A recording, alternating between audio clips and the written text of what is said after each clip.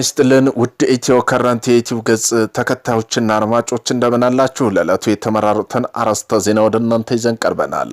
ቤቱ በእነ ዮሐንስ ቦያለው መዝገብ የአቃቢ ሕግን አስተያየት ለመጠባበቅ ለጥር 28 ቀን የቀጠሮ መስጠቱ ጠበቃቸው ገለጸ።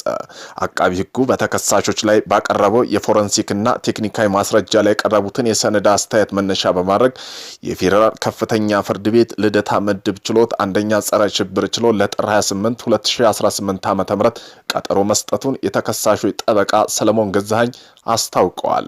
በዚህም ጉዳይ የዜና ትንታኔ አካተናል። ከዛሬ ጀምሮ ነዳጅ በባቡር ይጓጓዛል ተባለ። የቦቲ ስራዎችም አይቆሙም። ኢትዮ ጅቡቲ ባቡር አክሲዮን ማህበር በብሔራዊ ነዳጅ ኩባንያ ኖጋ በመተባበር ነዳጅ በባቡር ለማጓጓዝ የሚያስችለውን የሙከራ ፕሮጀክት ዛሬ መጀመሩ ታውቋል። በዚህም ጉዳይ የዜና ጥንቅራችን አካተናል። ቆይታችሁ የምትሰሙት ይሆናል። ኢትዮጵያን አሜሪካ በፍጹም በግብጽና በኢትዮጵያ እንድትመረጥ መጠየቅ የለባቸውም ሲሉ የቀድሞ ኢትዮጵያ አምባሳደር የነበሩት አምባሳደር ቲቦር ናጂ ገለጹ። በዚህም ጋር ተያይዞ አምባሳደር ቲቦር ናጂ ምን አሉ የሚለውንም የዜና ጥንቅራችን አካተናል። ቆይታችሁ የምትሰሙት ይሆናል። ዛሬ ሰኞ የወርቅና የብር ምርቶች ዋጋ ከፍተኛ ሆኖ መመዝገቡ ተነገረ። በዓለም ላይ እጅግ ከፍተኛ የሆነ የወርቅ ውድነትም እና እንዲሁም የገንዘብ ዝርዝር መጨመሩ ታውቋል። በዚህም ጉዳይ የዜና ጥንቅራችን አካተናል። በሶማሊላንድና በኢትዮጵያ አዲስ ወዳጅነት እየተፈጠረ ነው። በዚህም የሶማሌው ፕሬዝዳንት በዓለም ኢኮኖሚ ፎረም ላይ ዳቮስ ላይ ባደረጉት ንግግር የዜና ጥንቅራችን አካተናል። ቆይታችሁ የምትሰሙት ይሆናል። ኢትዮጵያ ከሰርቢያ ለገዛቸው የጦር መሳሪያ ክፍያ ባለመፈጸሟ መከሰሷ ተሰማ። ግዢው የተደረገው በደርግ ዘመነ መንግስት የተፈጸመ ነው ተብሏል። ከዚህም ጋር ተያይዞ የዜና ጥንቅራችን መረጃ ደርሳችኋል።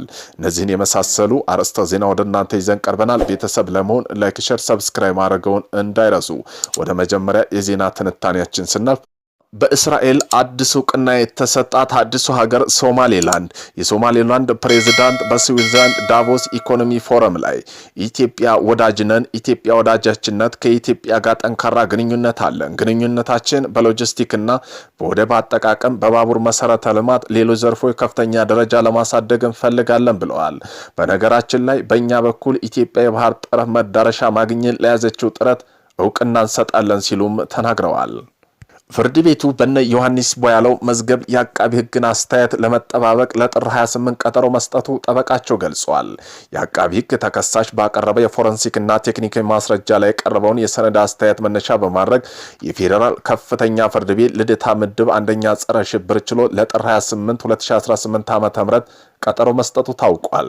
ዮሐንስ ቦያለው፣ ክርስቲያን ታደለ፣ አማራ መለሰና የችሎት ውሎ በተመለከተ ጠበቃቸው እንደገለጹ ከሆነ በዛሬው ዕለት ቦያለው ችሎት አቃቢ ካቀረባቸው ፎረንሲክ ማስረጃ ጋር በተያያዘ ተከሳሾች የሰነድ አስተያየት የቀረበ ሲሆን ችሎቱም በዚህ ላይ የአቃቢ ሕግ ምላሽ ለመጠባበቅ ቀጠሮ ሰጥቷል። ያለመከሰስ መብት ክርክር በችሎት ላይ በተከሳሾች በኩል ያለመከሰስ መብት ስለመነሳቱ የቀረበው ማስረጃ የለም በሚለው ጠንካራ መከራከያ መቅረቡን ጠበቃ አስረድተዋል። ዮሐንስ ቦያለው የአማራ ክልል ምክር ቤት የፌዴሬሽን ምክር ቤት አባል መሆናቸው የጠቀሰው ጠበቃው ከሁለቱ ምክር ቤቶች መብቶች መነሳት የሚያረጋግጥ ቃለ ጉባኤ እንዲቀርብም መጠየቃቸው ገልጿል። በተመሳሳይ ክርስቲያን ታደለ የህዝብ ተወካይ ምክር ቤት አባል በመሆናቸው መብታቸው የተነሳበት መንገድ ህጋዊ አካሄዱን የተከተለ ባለመሆኑ ምክር ቤቱ ቃለ ጉባኤ እንዲመጣ እንዲሁም የዶክተር ካሳ ተሻገር ሌሎችም ተዛማጅ የጽሁፍ ክርክሮች ለችሎት መቅረባቸው ታውቋል። ኢትዮ ጅቡቲ ባቡር አክሲዮን ማህበር የነዳጅ ኩባንያ ኖጋ በመተባበር ነዳጅ በባቡር ለማጓጓዝ የሚያስችለው ሙከራ ፕሮጀክት ዛሬ ጀምረዋል። ዛሬ ከአዲስ አበባ ደቡባዊ ዳርቻ የሚገኘው የኖዶድ የባቡር ዲፖ የሚጀምረው ይህ የሙከራ ጉዞ 120,000 ሊትር ናፍጣ እንደሚያጓጉዝ ታውቋል። የነዳጅ ቦቲ ተሽከርካሪ አሁን ላይ ስራቸው ባለበት እንደሚቀጥልም ተነግሯል። ቀጣይ ግን ለክልል ከተሞች ካልሆነ በስተቀር ለአዲስ አበባ ባቡር ከመጣ በኋላ የሚያሰራጨው ተሽከርካሪ ብቻ እንደሚያስፈልግ ከወዱ ታስቦበታል ተብሏል። አሜሪካን በፍጹም ከግብጽና ከኢትዮጵያ እንድትመርጥ መጠየቅ የለባትም ሲሉ አምባሳደር ቲቦር ናጂ ተናገሩ። በአንድ ወቅት ቪዛ ከሚሰጣቸው 10 ኢትዮጵያ ዶክተሮች 9 በዛው ስለሚቀሩ ለኢትዮጵያ ዶክተሮች ቪዛ እንዳይሰጥ አድርጌ ነበር ብለዋል። ይህን ያሉት አምባሳደር የቀድሞ አምባሳደር የሆኑት ቲቦር ናጂ ናቸው። የቀድሞ በኢትዮጵያ አሜሪካ አምባሳደር ቲቦር ናጂ የአሜሪካ ፖሊሲ አፍሪካ ቀንድ ጉዳይ በተመለከተ ከሪፖርት ጋር ቃለ ምልልስ አድርገው ነበር። አምባሳደሩ በቃለ ምልልሳቸው የህዳሴ ግድብ፣ የአሜሪካ ፖሊሲ፣ የሶማሊላንድ ጉዳይ፣ ኤርትራ ጉዳይ በተመለከተ ሐሳባቸውን በሰፊው ገልጸዋል። የቀድሞ አምባሳደር ቲቦር ናጂ የህዳሴው ግድብ የውሃ አለቃቀቅ በተመለከተ የሚደረስ ስምምነት በቀጠናው አንደኛው ዋነኛ ለመረጋጋት ምክንያት ያስወግዳል ብለዋል። ኢትዮጵያን ጨምሮ በተለያዩ የአፍሪካ ሀገራት አምባሳደር ያገለገሉት ቲቦር ናጂ ትራምፕ በመጀመሪያ ዙር አስተዳደራቸው የታላቁ የህዳሴ ግድብ በተመለከተ ወደ ግብጽ አድልተው እንደነበር ገልጸዋል።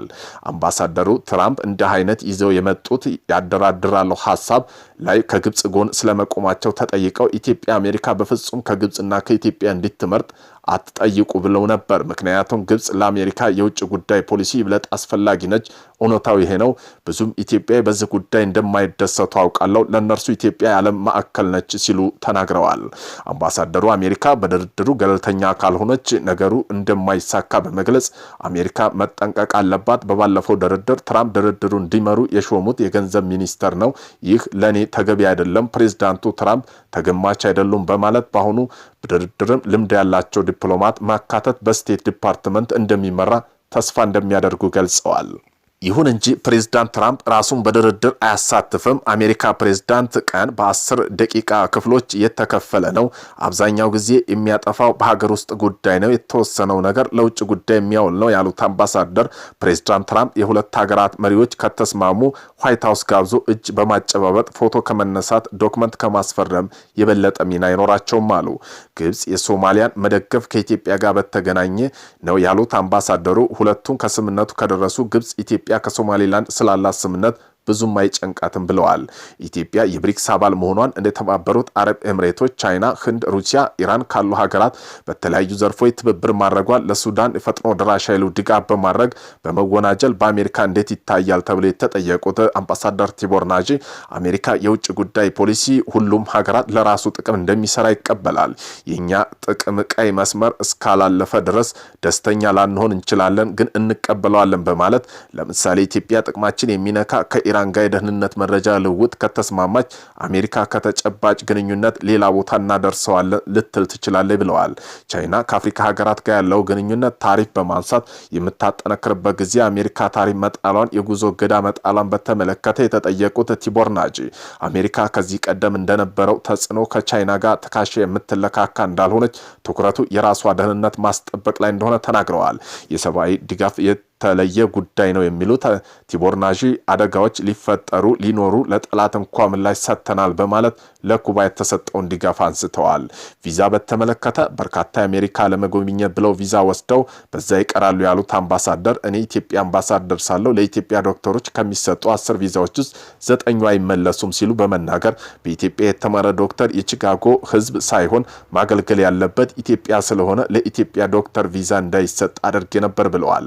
በአንድ ወቅት በአዲስ አበባ ካለው ኦፕታሞሎጂስት ወይም የአይን ቀዶ ሕክምና ባለሙያ ይልቅ በቺካጎ በርካታ ኢትዮጵያን የአይን ቀዶ ጥገና ሐኪሞች ነበሩ ብለዋል። ድሮ ቪዛ ውስጥ የሰው ኃይላችን የአሜሪካ ቀማችን ይባል ነበር ያሉት አምባሳደር ቲቦር ናጂ ቪዛው ሲቆም መቃወም ተገቢ አይሆንም፣ ሁለቱም አብረው አይሄዱም ብለዋል። የሶማሌላንድ ከእስራኤል እውቅና ማግኘት ትልቅ እርምጃ እንደሆነ የገለጹት አምባሳደሩ ሌሎች ሀገራትም የእስራኤል ፈለግን በዚሁ ዓመት ይከተላሉ ብለው እንደሚጠብቁ ገልጸዋል። ከኤርትራው ፕሬዝዳንት ኢሳያስ አፈወርቄ ለዘብተኛ ሆነ ያልተለመደ ከአሜሪካ ጋር በተያያዘ የሚሰጡት አስተያየትም አምባሳደሩ ሁሌም እንዲህ ነው፣ አውርተን ግንኙነታችን ለማሻሻል እንደምንችል ተወያይተን ተሳስቀን ነው የምንለያየው በማለት ጠቅላይ ሚኒስትር መለስ ዜናዊ በአንድ ወቅት ኢሳያስ ጠዋት እስኪነሳ ራሱ እስኪወስን ድረስ ምን እንደሚያደርግ አያውቅም ብለው ሲሉ በዋሽንግተንና በአስመራ መካከል ያለው ግንኙነት እንደሚሻሻል ተስፋ እንደሌላቸው ገልጸዋል። ዛሬ በዓለም ላይ የወርቅና የብር ምርቶች ዋጋ ከፍተኛ ሆኖ ተመዘገበ። ዛሬ የንግድ መዳረሻ መሰረት የአንድ ወቄት ወርቅ ዋጋ $5000 በላይ እንዲሁም የአንድ ወቄት ብር ደግሞ $109 በላይ መሆኑን አዲስ ታሪክ ተመዝግበዋል። የሆነው በተመሳሳይ የመጋቢት ወደፊቱ ግብይት በ6.49% ጭማሪ ማሳየቱን በአሁኑ ወቅት አንድ ወርቅ $107.9 እየተገበያየ ሲሆን ቀደም ብሎ እስከ $109 ድረስ መድረሱን አዲስ ከፍተኛ ዋጋ አስመዝግቧል። ኢትዮጵያ በሰርቢያ ለገዛቸው የጦር መሳሪያ ክፍያ ባለመፈጸመው መከሰሷ ተሰማ። የግዢው በደርግ ዘመነ መንግስት የተፈጸመ ነው ተብሏል። የሰርቢያ መንግስት የመከላከያ ኩባንያ የሆነው ዩጎ ፓርት ኤስፒዲ በ1980ዎቹ ሰርቢያ የሚገኝ የኢትዮጵያ መንግስት ንብረት በመያዝ ከ225 ሚሊዮን ዩሮ በላይ ያልተከፈለ ዕዳ ለማስመለስ በኢትዮጵያ ላይ ክስ መስርቷል ተብሏል።